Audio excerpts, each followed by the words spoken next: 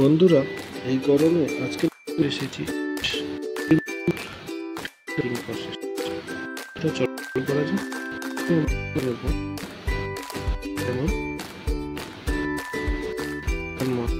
আজকে যে মকটেলটা খাবো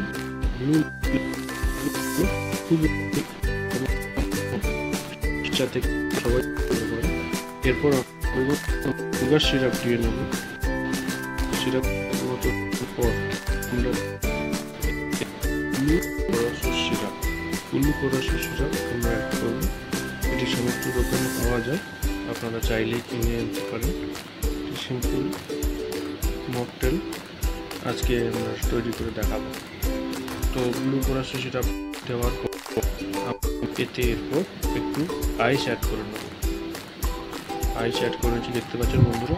আইস দেওয়ার পর এরপরে আমরা এতে একটু ক্লাব সোডা অ্যাড করব।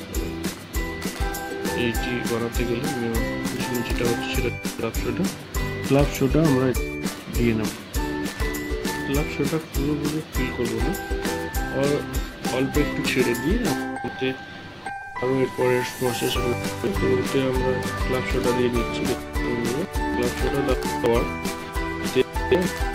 পরবর্তী কালার এসেছে, দেখতে খানিকটা ব্লু রঙ। তো তার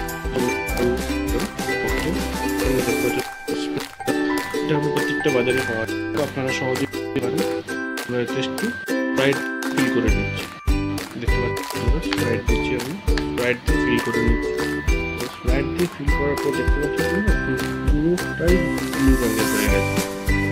তো সেই জন্য ব্লু রঙ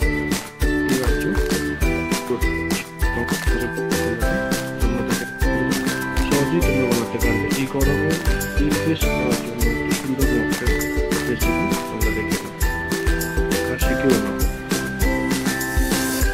দেখছো বন্ধুরা, আমরা মিশিয়ে নিলাম স্প্রাইট বা আইস, সুগার, লেমন দিয়ে একটি খুব সুন্দর মকটেল। কত সুন্দর কালার এসছে। তো এই মকটেলটি কেমন লাগলো অতি অবশ্যই ভিডিওতে কমেন্ট করে জানাবেন।